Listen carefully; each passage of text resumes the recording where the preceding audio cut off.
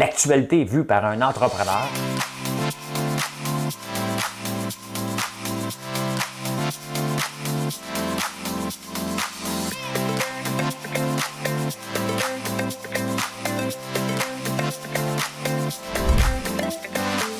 Ça bulle, parce que des fois j'ai des bulles, mais ça bulle.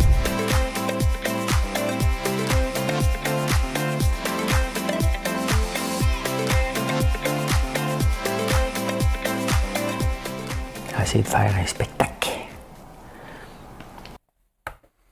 Bon, dimanche matin, on est le 17 octobre. Il n'y a pas rien de spécial le 17 octobre, à part que les maudits belles étoiles, je vais en parler. L'Alberta va avoir des élections comme nous autres, hein, municipales, mais eux autres, ils ont beaucoup de questions. Ils font un référendum en même temps, on va parler de ça. En fin de semaine, il y a des places qui ne font pas de temps supplémentaire obligatoire. La méthode forte du B de l'essayer, ça ne fonctionne pas, ça a l'air. La méthode douce, ça fonctionne. On va parler de quelle méthode qui fonctionne. Hein? Quelle que je pense qui fonctionne. Hey, dans un couple, est-ce qu'on devrait tout partager, ses mots de passe, accès à tout, ou on devrait se garder un jardin secret? Je vous parle de ça. Le Canadien, les Canadiens de Montréal, la 3e en ligne de perdu. Avez-vous écouté Pablo Escobar? Il avait volé des hippopotames, lui. Hein? Ben là, ça a rendu une méchante gang. Ça se reproduit, ça aussi. Changement climatique, comment qu'on rende ça dans la tête des gens? C'est pas avec des statistiques, mais on va vous dire c'est avec quoi. Un peu. Ben, il faut que j'apprenne à écrire. Le Boeing 737, il y a 2 Boeing qui étaient tombés, un 737 MAX. Je vais vous dire pourquoi c'était tombé. On le sait maintenant pourquoi. Ça vous tente-tu de gagner 15 cm? Non, pense pas ça, là. C'est pas là, pas en tout que je veux le dire. Tu penses tout le temps mal, tu sais. Ah, c'est petite calice. Je le laisse de même. Je regardais pas le bon. Too bad! OK? Je vous regardais pas à bon écran. On s'en fout. On s'en fout. Là, même Cabouette, elle va payer sur le piton, justement.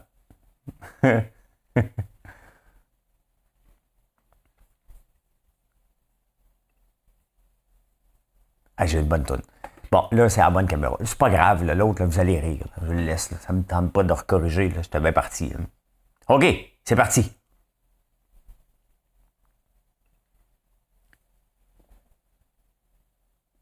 Aimer à perdre la raison. Aimer à n'en savoir que dire. À n'avoir que toi d'horizon. Et ne connaître de saison que par la douleur du partir, aimer à perdre la raison. Et ça se complique, moi, je le ferai pas, là. Ah, c'est toujours toi que l'on blesse, c'est toujours ton miroir brisé, mon pauvre bonheur, ma faiblesse, toi qu'on insulte et qu'on délaisse. Aimer à n'en perdre la raison. C'est Jean Ferrat. C'est bon, hein? C'est bon, c'est bon, tu es parti. Et pourtant, je suis encore ici. Ma voix elle fluctue. C'est ça qui arrive, c'est bon. C'est mon diaphragme. Je me place, là, je bouge comme un bon, parce que là, je te planifie sur cette caméra-là. Je t'ai parlé. C'est dimanche matin. Il y a quand même de la fébrilité dans l'air, vous ne la sentez pas? Hein? C'est parce que c'est mon dernier matin à tuer les poulets. Il en reste 12 à faire, un nain. Ça se dit-tu un poulet nain? Il n'a pas grandi. Est-ce qu'on dit un poulet de petite taille? Puis 11. Et le ciel ce matin, hein? Étoilé, j'avais presque le goût de chanter une chanson de Noël. Là. Une étoile semble dire « Suivez-moi, je vous en prie ». Pas ça tout à fait, mais c'est pas grave.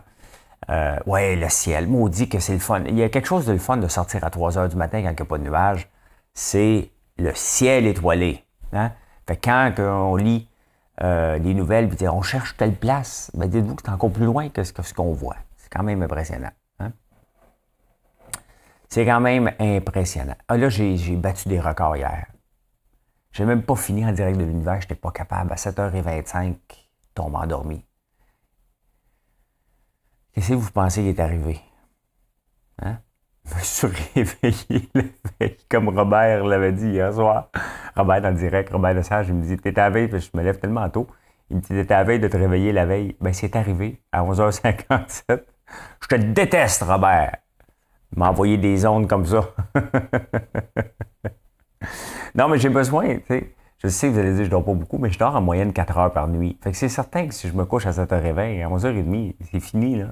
Ça fait 4 heures. Ça n'a pas de sens. Je me suis rendormi, ça a pris une bonne heure, là. Comme ça. C'est comme ça. C'est comme ça. Ah! Bon, il y a des élections en Alberta aussi. Et lui, le premier ministre, Jason Kenney, a plusieurs questions en même temps. T'sais. C'est qui votre maire? C'est qui votre conseiller? Et c'est qui? Est-ce qu'on arrête le changement d'heure? Ça, on est à la veille d'oublier ça bientôt. Là, ça avait été mis en 1975 lors de la grande crise du pétrole. Donc, à peu près, là, c'est peut-être 73, c'est peut-être 76. 76, non, c'était l'année de l'élection de qui? De René Lévesque. Mais là, l'Alberta veut se poser des questions comme ça, et surtout sur la péréquation. Et surtout sur la péréquation. Et porte-le au pont. Hein? Tous des mots que j'ose pas dire. Surtout que j'ai sacré au début du show. Je m'excuse déjà. Hein? Je m'excuse, mais je ne le reprendrai pas. Je vis déjà avec les problèmes des fois d'enregistrement. Je ne recommence pas quand je me suis juste trompé de caméra. La péréquation. Le Québec, c'est sûr qu'il n'est pas contre. Puis là, le monde dit tout le temps, ben non, c'est pas une distribution. C'est le gouvernement fédéral qui distribue. C'est assez complexe, OK? Mais disons ça comme ça, là, OK? Les provinces riches en donnent aux provinces pauvres. Ça ressemble à ça, même si c'est pas ça. C'est plus complexe que ça, la péréquation. Le Québec en reçoit tout le temps. Et l'Alberta en donne tout le temps. Fait qu'ils sont comme tannés, tu sais? Ils voudraient garder cette richesse-là chez eux. Mais en même temps, il n'y a pas d'impôt provincial là-bas. T'sais. Ils pourraient mettre de l'impôt provincial et être encore plus riches. Ils ne l'ont pas fait. Mais hâte de voir parce que c'est une promesse de Jason Kenney, mais il ne pourra pas le passer. Là, t'sais. Il veut mettre de la pression sur Ottawa. Pensez-vous vraiment qu'Ottawa va enlever le système de péréquation? Là? Les provinces pauvres comme nous autres, on est d'une province pauvre. C'est ça, il faut se le dire. Terre-Neuve, à un moment donné, envoyait de la péréquation au Québec. Ça n'a pas duré longtemps. Hein? Quand le pétrole valait très cher. Peut-être que là, ils vont être capables de nous en envoyer encore parce que le pétrole augmente à vue d'œil. Donc, mais c'est ça. Hein? Gros débat sur la péréquation. Mais c'est pas le Québec qui va aller appuyer l'Alberta là-dedans. Là, no. Ça va juste être intéressant qu'est-ce que le monde... De toute façon, le monde ne comprenne pas c'est quoi la péréquation. Les fois que j'en parle, moi-même, je me fais dire « Hey, c'est pas tout à fait ça. » Fait que je le dis que c'est complexe. Je dis que l'ensemble, ça ressemble à ça, mais c'est plus complexe que ça. Mais mettons, si c'est une province pauvre, t'en reçois. Si c'est une province riche, t'en donnes. C'est la distribution de la richesse. En fin de semaine, il y a des infirmières qui font pas du TSO. Techniquement, ils vont contre la loi. Mais à un moment donné, ça n'a pas de sens.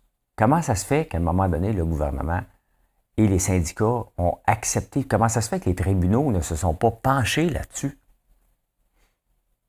Pour dire ça n'a pas de sens. Moi, je ne comprends pas qu'encore aujourd'hui, on a du temps supplémentaire obligatoire. Comment ça se fait que c'est dans la loi? Comment ça se fait que c'est accepté et que les tribunaux laissent faire ça? Je ne comprends pas. Puis de toute façon, Dubé, il dit, écoute, avant d'enlever le temps supplémentaire, je trouve qu'il arrache un peu Dubé dernièrement. Il était sur une bonne lancée, là, mais là, tu sais, c'est certain que moi, si tu me dis demain, là, puis j'étais un peu fatigué aujourd'hui, tu me dis demain, là, parce que c'est un lundi, puis mettons, il y a plus de malades un lundi, là. Faut que je rentre à 7 heures, puis je ne pars pas avant 11 heures demain soir. je ne rentre pas. OK? J'ai une gastro. Tu sais, l'avantage avec une gastro, c'est que personne ne va te challenger. Personne ne va aller boire. Hein? Fait que la gastro du lundi doit être assez intense. Moi, je le ferai. Je le ferai. Moi, à un moment donné, tu dis, hey, ça me tente de travailler jusqu'à 11 heures. La réponse est non. Bon, c'est réglé. Donc, si ça ne te tente pas de travailler jusqu'à 11 heures, ben, tu ne vas même pas travailler ton premier chiffre. Tu le sais que tu vas te faire avoir.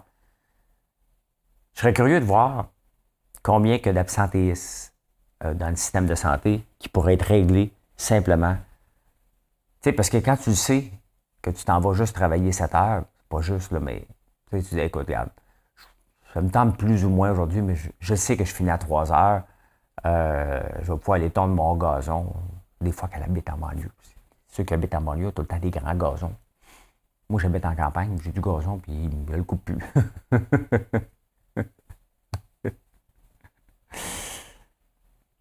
Moi, je suis persuadé qu'on va régler l'absentéisme dans le domaine de la santé en coupant, en arrêtant de forcer les gens à faire du temps supplémentaire, que tu apprends à la dernière minute, que tu es obligé d'arranger ta soirée. Tu sais, une infirmière ne peut jamais partir au travail sans avoir un plan de contingence à elle a des enfants.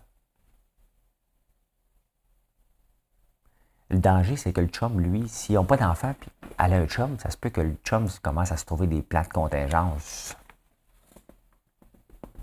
Non, mais je dis rien, là. Mais. Dose ou nose. Non, je ne parle pas de rumeur, mais je veux juste dire, si la blonde est tout le temps en train de travailler, là, je ne veux pas faire de sexiste, c'est 92%, sinon plus, du poste infirmier, c'est des infirmières. Fait que je fais des jokes par rapport à ça. OK? C'est tout. Il n'y a pas de. Il n'y a pas rien d'autre. Là. Mais je suis persuadé qu'on peut régler le temps supplémentaire, l'absentéisme et augmenter la productivité des gens. Il n'y a personne qui peut être productif 16 heures par jour. Ça n'existe pas. Ça n'existe pas. La méthode forte, bon, en parlant de ça, du B, la méthode forte. Le 15 octobre, il va falloir être vacciné, puis j'espère que les fédérations vont porter leur culotte. OK, parfait. Fédération dit oui, on va le faire. Finalement, tu nous l'as demandé, on va le faire. Lui, il recule. Donc, ça ne marche pas. Hein? Les gens, il avait menacé les gens ne se sont pas pliés, il a eu peur, il a reculé. Est-ce que c'est signe d'un grand leader? Certains vont dire qu'il s'est adapté. Le grand leader n'aurait pas envoyé un ballon comme ça. Il aurait calculé toutes ses options avant d'annoncer. C'est comme ça. Dire, OK, parfait, il va y avoir telle chose, il va y avoir telle affaire, on va enlever le temps supplémentaire. C'est le temps. Si tu veux faire une réforme à un moment donné, ça se peut que ça fasse mal. T'sais? Ça se peut que pendant une semaine, ça brasse un peu. C'est comme ça. Il faut que tu prennes le risque d'y aller. Il ne l'a pas fait. Donc, la méthode forte ne fonctionne pas. La méthode douce non plus. Hein? Puis je vais en parler tantôt. C'est qu'on nous garoche des statistiques. Et on le voit maintenant dans les journaux, il y a plus d'histoires. Hein? Et quand j'ai été anti-vax, maintenant, je ne le suis plus parce que j'ai passé 2 mois dans le coma. C'est des histoires qui peuvent faire réfléchir les gens. Mais c'est quoi les droits des patients? Parce que là, on parle des droits des travailleurs. On ne peut pas les forcer à se faire vacciner. Mais comme patient, c'est quoi nos droits? On est à l'hôpital. Est-ce qu'on peut exiger d'avoir des infirmières ou des médecins qui sont vaccinés? Non, c'est pas un buffet, tu n'as pas le droit de choisir. Mais attends un peu, là. On est en société. Et ces mêmes infirmières-là, on vient de manifester à visage découvert. Ils se montent à la TV. Il y en a une qui me dit « J'ai peur des piqûres ». Richard Martineau en parle. Je ne voulais pas en parler, mais Richard Martineau en parle le matin dans le journal. Elle a peur des piqûres, puis elle a les 2 bras tatoués à l'os. Ben, je pourrais dire ça. T'as peur des piqûres pour vrai? T'as probablement passé plus de 30 heures sur une chaise de tatoueur. T'as peur des piqûres? T'étais dans quel état? Parce que là, tu sais, s'entend, là. Les tatous, c'est beaucoup de piqûres, là. T'sais. Mais c'est ça. Donc, tu es dans le journal, tu vas manifester à visage découvert que tu ne veux pas le vaccin comme infirmière. Mais semble, je dis ça, là. Tu prends un macaron, je suis non vacciné et fier de l'être. Puis toi, tu la vois arriver dans ta chambre, tu dis non, je vais attendre un autre. Est-ce qu'on peut le savoir? Par qui on est servi? Pas servi. Par qui on est traité? Je sais pas. Je pose la question, là. Il me semble qu'on a un droit aussi. Tu sais, on a un droit. On est des patients. Il y a un vaccin, il y a une pandémie, puis on veut s'assurer qu'on ne l'attrapera pas. Donc, on veut être certain ou qu'on les refasse faire des tâches moindres. Je ne sais pas. C'est sûr que si la méthode force ne fonctionne pas, ben, ça n'a pas été facile à sortir, ça. Le statu quo n'est pas acceptable, donc qu'est-ce qu'on fait? En tant que patient, mettons que tu n'as pas la COVID, là. Tu vas à l'hôpital pour d'autres raisons, parce qu'on ne va pas à l'hôpital juste pour la COVID. Et tu l'attrapes parce que l'infirmière qui est venue te soigner, elle l'avait. Est-ce que j'ai le droit de la poursuivre? Tu sais, ça amène, faut se poser ces questions-là. Tu sais, on a des droits, nous aussi, là. Ben oui. C'est pas juste... Non, tu viens en société, tu es payé par l'État. Ben nous autres aussi, on paye pour ce service-là. Je ne sais pas, mais je me pose de sérieuses questions sur les droits des patients aussi et le droit d'être servi par des gens adéquatement protégés. Me semble. Hein? Ah! Que c'est beau la vie. Le vent dans les cheveux blonds. La couleur, une chanson. J'ai dit Jean Ferrat, je pense ce matin, je vais écouter ça, Jean Ferrat. En passant, mes piments hier, farcis, vegan. Imaginez-vous que j'ai mangé vegan hier. Des piments, du chou-fleur, j'allais chercher mes protéines là-dedans. Là. Et il y a combien de protéines dans le chou-fleur? Parce que là, je sens que vous allez m'obstiner, là, mais il y en a. Hein? Protéines, puis j'avais du fromage dessus. Chou-fleur.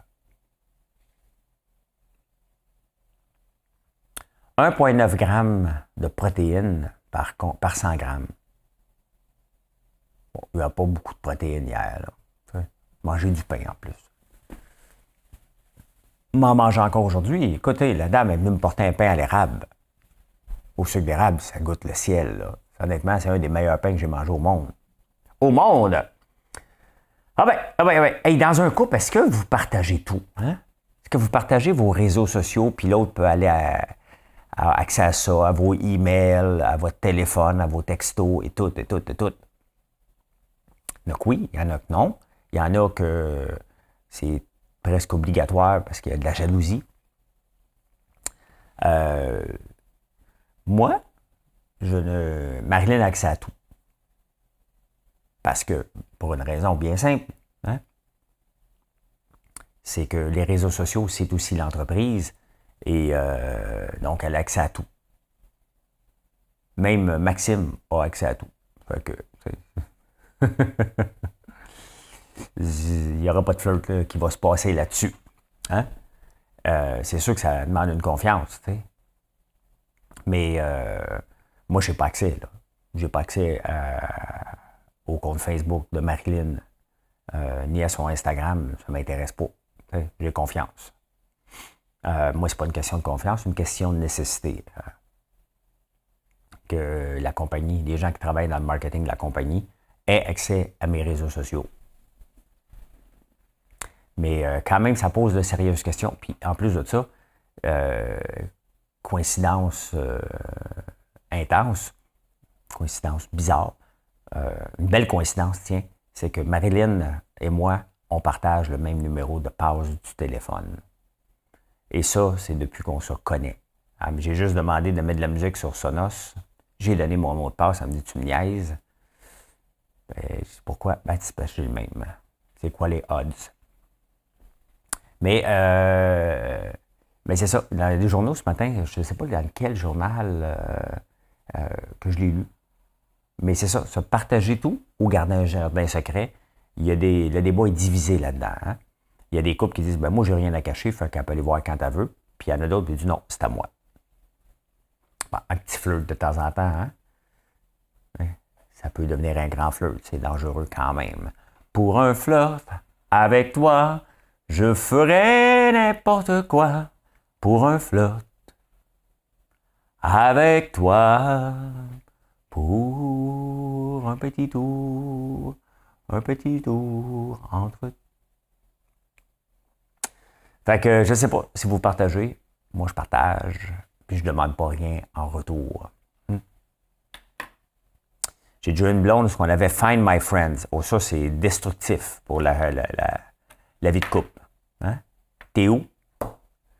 Find My Friends sur iPhone, là, ça, c'est pas bon. Ça, mettez pas ça, là. T'es où? Hey, je suis à la maison. Non. T'es à côté de Petro-Canada. T'es avec qui? Hein? Là, il y a des limites. Il y a des limites là, de se faire espionner. Ben, le Canadien, ça fait 3 de suite qu'ils perdent. Hein? 3 de suite. Puis là, c'est la première fois depuis 1995. Les lignes.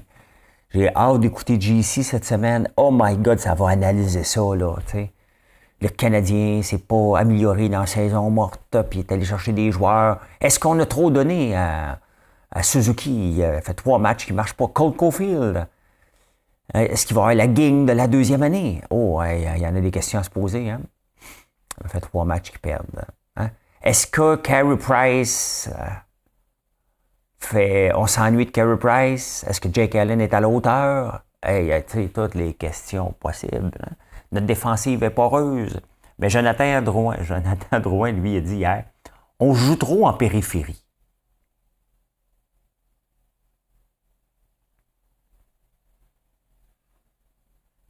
On va en entendre des belles, des vertes puis des pommeux. Oui, c'est parce que ça veut dire qu'il ne joue pas assez près du gardien. Fait qu'il se promène sur le long des bandes. Tu sais. Hein? C'est comme quand tu es en chicane de couple, puis tu traverses dans la maison, là, puis tu rencontres ta blonde. Là. Hein? Tu longes les murs. Hein? Faites-vous-en pas, là. Ça arrive jamais que Marilyn et moi se boude. Il me semble que non. Hein? Mais on n'est pas toujours ensemble, mais quand on est ensemble, il me semble qu'on ne se boude pas. Ça m'est déjà arrivé dans d'autres couples. T'sais. Tu longes les murs. Ben c'est ça, je joue en périphérie. C'est longer les bandes sans regarder le filet, en regardant les spectateurs, parce que tu ne veux pas te mouiller.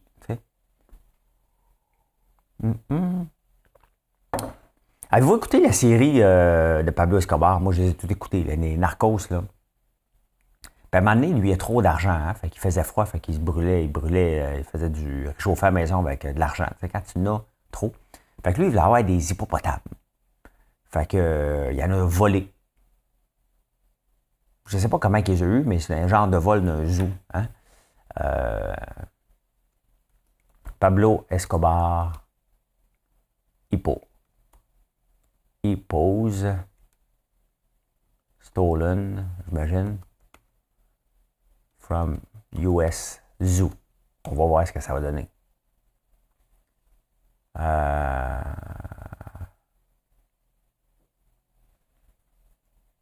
C'est beau. Mais il n'y a pas d'hippopotame en Colombie. Donc, ça vient de l'Afrique. Et là, ils viennent de se rendre compte que, OK, c'est invasif, ça. C'est parce que ça tue tout ce qui bouge. Il n'y a pas grand-chose qui tue un hippopotame. Hein? Fait que là, ils prennent de l'expansion. Il y en a de plus en plus. Et il y en avait 3 au début. 3 femelles, un mâle. Là, ils sont rendus à 80. Mais là, à un moment donné, ça devient exponentiel. Fait que là, ils ont décidé de les stériliser. Ils leur donnent une petite pilule de stérilisation où ils les castrent. Et là, même les gens disent on devrait les tuer ou les retourner en Afrique ou il faut enlever ça d'ici. Ça n'a pas sa place en Amérique. Hein? C'était pas prévu d'être là. Et si on les laisse lousses, ben, à un moment donné, ils vont devenir invasifs. Il n'y a rien qui tue ça. Je le sais qu'il n'y a rien qui tue ça. J'écoute des documentaires. C'est eux autres qui tuent le plus. Hein? Ils tuent des crocodiles. Il n'y a rien qui tue un hippopotame. C'est méchant en plus. Ça a l'air doux, hein, mais c'est méchant. Méchant. Fait que, ouais, ils sont en train de les stériliser, les hippos de Pablo. Hey, tu sais, quand t'es riche, là, tu sais plus quoi faire avec ton argent. Faut être riche en tabarnouche. Hein? C'était une série qui était le fun. Hein? Tu sais, les séries marquantes là, de Netflix, là. Narcos en est une. Comment? Murderer. Comment ça s'appelait? La série Murderer. Colin. Ça aussi, c'était populaire. J'aimais ça, là. Murderer. Netflix. C'est quoi déjà? Making a Murderer. Ah, ça, c'était bon en tabarnouche. Hein? Tu sais jamais s'il est vraiment coupable ou s'il est un peu nono, le gars. Mais c'était des séries qui ont énormément pogné. Orange is the New Black aussi. Narcos aussi. Là, c'est Squid Game. Il y a des séries comme ça qui... Des milestones en tout cas, des séries marquantes, comme pour moi, Clarkson Farm sur Prime. Donc, puis là, j'ai presque fini The Undercover. Maudit, j'ai de la misère avec ce nom-là. C'est bizarre. Changement climatique. Là, ils ont fait des nouvelles études pour voir comment on peut convaincre les gens face au changement climatique. Et une des choses qui ne marche pas, c'est les statistiques. Tu sais, ça ne marche pas, les statistiques. Vous faites bonder de statistiques sur le réchauffement 2035, puis on garoche des chiffres, puis on écoute, puis on dit qu'est-ce qu'il dit? Tu sais, on écoute, on le sait qu'il se passe quelque chose, mais on ne le comprend pas. Et ça ne nous intéresse pas parce que ça a l'air lointain. Mais en racontant des histoires, et c'est ça que Harvard est venu a découvert, c'est que si on veut que les changements climatiques fonctionnent, il faut raconter une histoire. Il faut que les gens embarquent dans l'histoire. Mais tu sais, il n'y a rien de nouveau, hein?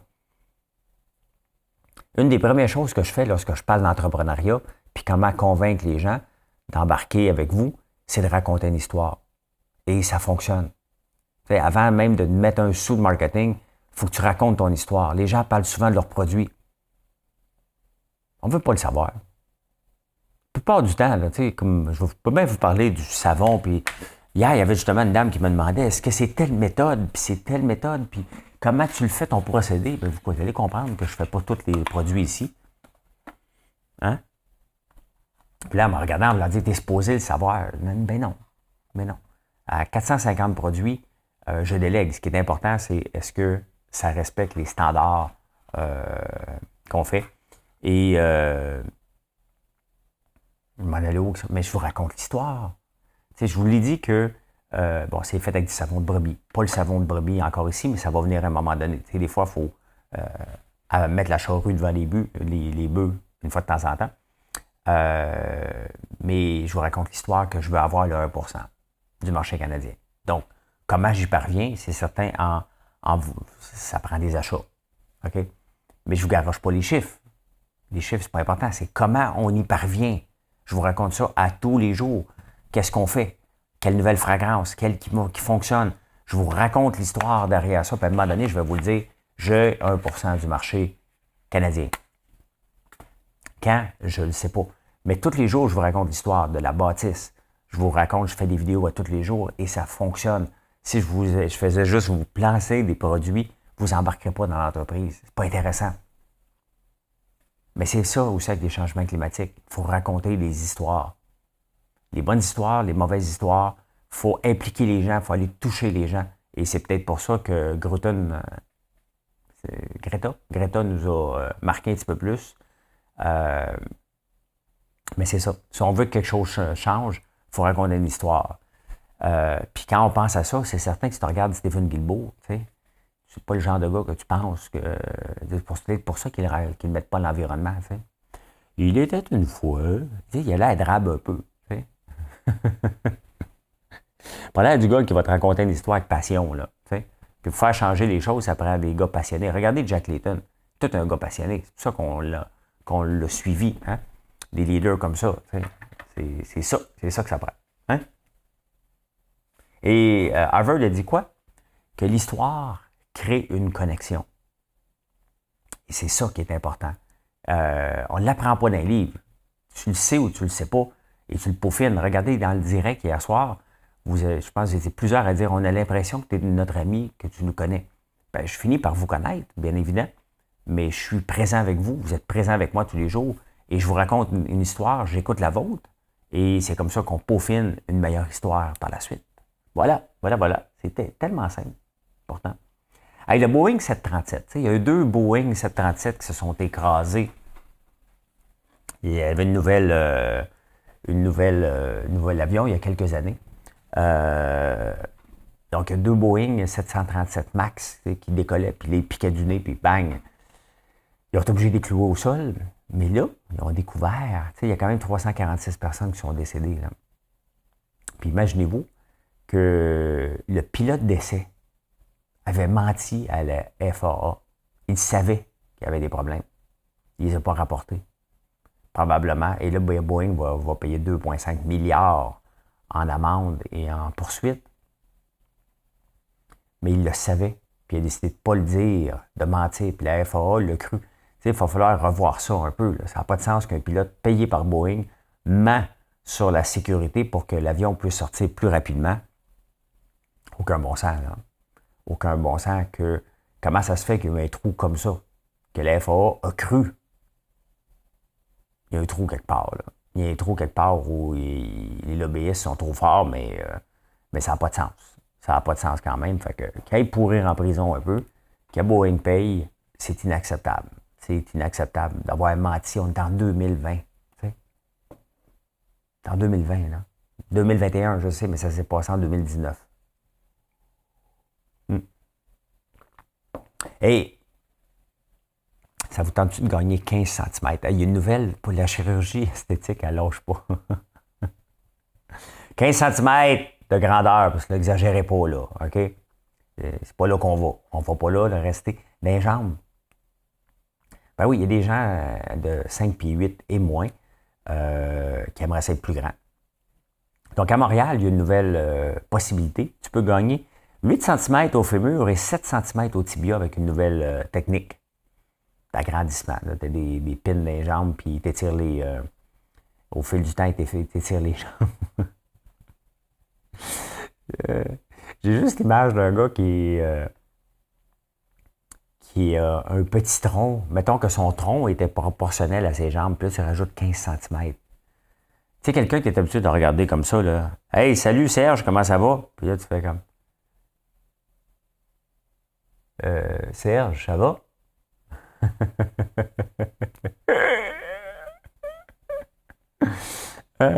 Hey boy, hein? J'ai hâte de voir la première personne, tu sais.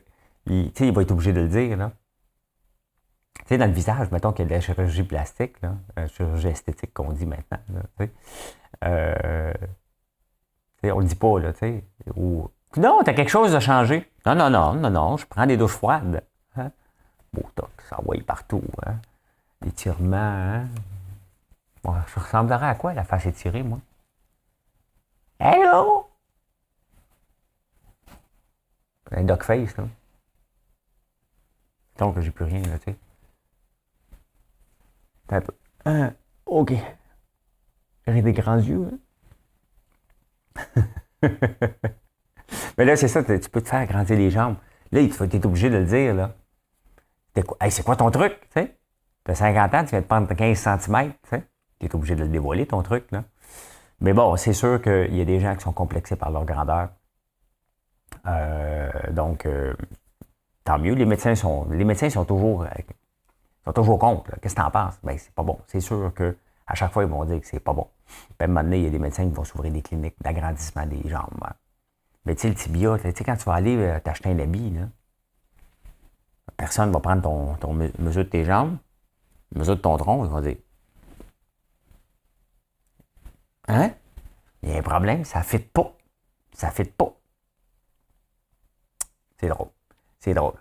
Mais bon, c'est certain que, mettons que si je mesurais 5 pieds 5, si je mesurais, 5 pieds 5, au 5 et 4, puis je vois ça, puis ça fait des années parce que c'est pas évident pour un gars, là. Tu sais, c'est pas évident. Ben, j'y passerais. Honnêtement, je vois ça, je me dis, hey, je te règle ça tout de suite, là, ce problème-là, là. Tu sais. Hein? Mais je suis correct, j'étais à 5 et 11. Moi, je pourrais juste aller chercher le 6 pieds. Ça coûte-tu moins cher si je veux juste aller chercher 2 cm, 6 pieds 1, mettons, là. Je me demande s'il y a des athlètes qui vont utiliser ça. T'sais, est-ce que ça affaiblit les os, tout ça? C'est certain. Voyons, tabarnouche. C'est certain que si tu veux, mettons, aller jouer dans la Ligue nationale puis il te manque une coupe de pouce, c'est peut-être intéressant à aller chercher, là. Hein? Je sais pas. C'est ça de même. Ben voilà comment j'ai vu l'actualité en ce beau dimanche. Merci d'être là. C'est le moment de faire un like. Si vous ne l'avez pas fait, laissez-moi un commentaire. Je vais vous jaser ce matin. Et merci d'être là toujours. N'oubliez pas de venir nous visiter, soit au 1270 Montée Sainte-Madeleine ou sur françoislambert.one. Merci tout le monde. Bye bye.